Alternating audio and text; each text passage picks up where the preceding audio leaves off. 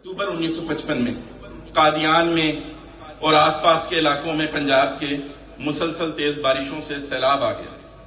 آمد و رفت بند ہو گئی، ڈاک و تار کا سلسلہ ختم ہو گیا سارا. ایسے حالات میں حضرت مسلم موعود رضی اللہ تعالیٰ عنہ کو اطلاع دینا بہت ضروری تھا. اطلاع بھیجوانے کی کوئی صورت نہیں نظر آ رہی تھی. آخر مرزا محمود احمد صاحب درویش، جو مضبوط جسم کے مالک تھے، اچھے تیراک تھے، تیرنا اچھا جانتے تھے، ان کو محترم امیر صاحب مقامی نے حکم دیا کہ جو بھی ذریعہ اختیار کرو، ربا جا کر حضور انور کو اس کی اطلاع دو. محترم مرزا محمود احمد صاحب درویش نے قادیان سے لاہور تک کا سفر پیدل کیا اور تیرتے ہوئے گئے. آگے لاہور کی جماعت نے ربا بھجوانے کا ان کو انتظام کیا. یہ جان نثار درویش بتایا کرتے تھے کہ بعض جگہ پانی کا بہاؤ اتنا تیز ہوتا تھا کہ میری ہمت جواب دینے لگتی تھی، مگر اس وقت میں بڑی الہا و درد سے ایاک نعبد و ایاک نستعین اہدنا الصراط المستقیم کی دعا کرتا تو الہی طاقت میری غیر معمولی مدد کرتی. جب ربا پہنچے تو حضرت مسلم موعود رضی اللہ تعالیٰ عنہ نے ان کی فدائیت اور جذبہ اطاعت و فرما برداری اور جرأت و جواں مردی کی تعریف کی اور انہیں مسجد مبارک ربا میں حالات و قوائف بتانے کے لیے کہا گیا. اس وقت کے سیلاب کو دیکھ کر بڑے بڑے بہادروں کی ہمت جواب دے جاتی تھی، مگر یہ تھا وہ درویش کہ پانی کے کسی بہاؤ میں یہ طاقت نہ تھی کہ اس کے جذبہ اطاعت کو وہ روک سکے. مزے کا لطیفہ، دو لطیفے ہیں. نوکریں بعد آتی تھیں بیچاری گاؤں کی سادہ عورتیں، ٹھیک ان سے بات نہیں کی جاتی تھی، بات سمجھتی بھی نہیں تھی. تو حضرت مشرف صاحب والسلام کے گھر میں ایک ایسی ہی عورت ملازمہ ہوئی. وہ اردو بیچاری بہت تھوڑی جانتی تھی. تو ایک دفعہ حضرت مسیح موعود علیہ السلام نے کھانے کے بعد وہ دانتوں میں سے جو پھنسا ہوا ہوتا ہے نا وہ نکالنا تھا. اس کو کیا کہتے ہیں؟ خلال. خلال، ٹوتھ پک. خلال مانگا کہ جاؤ خلال لے آؤ. وہ کیا خلال لائی ہوگی کچھ پتا ہے؟ وہ پتھر کا اتنا بڑا کھرل اس پہ کوٹتے ہیں چیزیں، مسالے بناتے ہیں. وہ اتنا موٹا پتھر کا ہوتا تھا. بڑی مصیبت سے بنائی کہ بڑا بھاری خلال. اور حضرت مسیح اسلام اس پہ بہت ہنسے. وہ خلال دیکھ کے نا تو بہت ہنسی آئی آپ کو اس پہ. واقعی عجیب سی بات تھی. اتنا مصیبت اٹھائی گئی، دوری ہوئی جا رہی تھی خلال اٹھا کے. اور ایک دفعہ دروازہ کھٹکا تو وہ دوڑی گئی دیکھنے کون آیا ہے.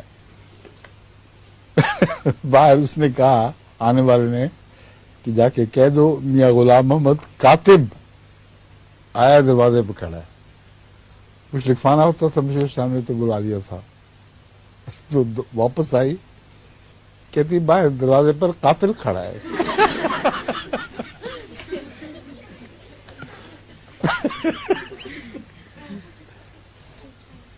یہ سیرت مہدی میں چھپا ہوا واقعہ، بہت مزیدار. حضرت میر انعام اللہ صاحب بڑے ہی زندہ دل آدمی تھے.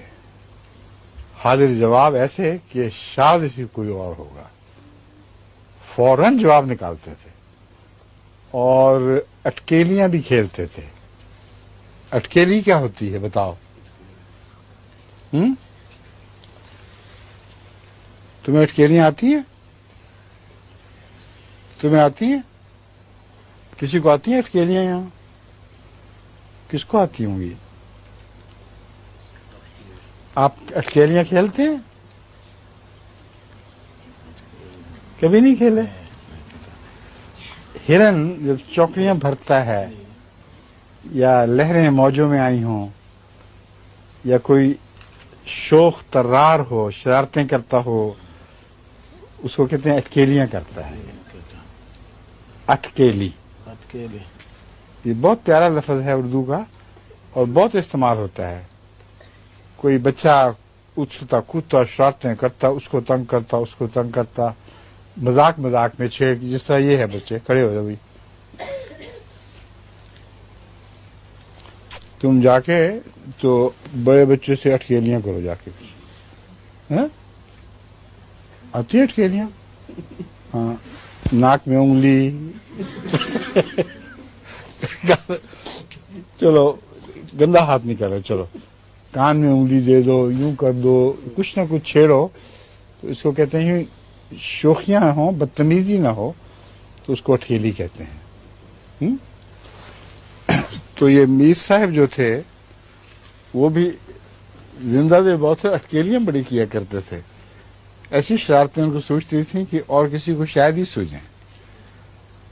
उनके एक और दोस्त थे मीर मोहम्मद अफजल साहब, इन दोनों ने मिलकर चौधरी ज़फ़रुल्लाह खान साहब से एक शरारत की स्कीम बनाई और फौरन बनाई। चौधरी साहब के पास एक गुलाब जामुनों की टोकरी आई थी, उस जमाने में मीठा खा लेते थे बहुत, और चौधरी साहब बहुत खाना खाया करते थे, 10-10 आदमियों का खाना अकेले चौधरी ज़फ़रुल्लाह खान खा जाया करते थे। तो गुलाब जामुन की टोकरी उन्होंने सोचा कि मैं मंगवाऊंगा और खाऊंगा, तो किसी को भेजा कि जाओ टोकरी तो लेके आओ वहां से, मैं वहां जगह फलां जगह रखी हुई है। तो निकाल टोकरी लाए तो उसमें सिर्फ एक गुलाब जामुन जितने बैठे हुए थे उनमें चौधरी बशीर अहमद सबकालों, चौधरी अहमद सबकालों के अब्बा भी थे। चौधरी साहब ने लिख के भेजा ये वाकया, मैंने मुझे वैसे चौधरी साहब ने खुद भी सुनाया हुआ ये वाकया। तो उन्होंने कहा ये एक गुलाब जामुन, तो इतनी बड़ी टोकरी भरी हुई थी गुलाब जामुनों की, गए कहाँ? तो उसने मीर अफजल साहब ने कहा कि मैं तुम्हें अल्लाह ताला की कसम खाता हूँ, लानत पड़े अगर मैंने चखा भी हो गुलाब जामुन आपका। तो उनको ठीक है आपके, मेरे इनामुल्लाह साहब आप बताएं।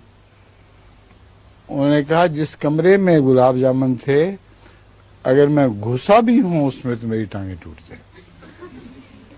और एक हाथ उनका बायां हाथ टुंडा था ही नहीं, और कहते हैं कि अगर मैंने वो गुलाब जामुन उठा के इस हाथ से, दाएं हाथ से अपने मुंह में डाला, एक भी मुंह में डाला हो, तो अल्लाह मेरा दाएं हाथ मफलूज कर दे और कभी भी ना उठ सके। इतनी बड़ी कसम खाई कि सब ने कहा भाई ये नहीं हो सकता, अब नहीं हो सकता, और खाए उन्होंने थे। पता क्या तरकीब की थी? मीर अफजल साहब को कहा तुम कमरे में जाओ तुम गुलाब जामुन निकालो, मैं बाहर खड़ा रहता हूं, तुम अपने हाथ से मेरे मुंह में डालती जाओ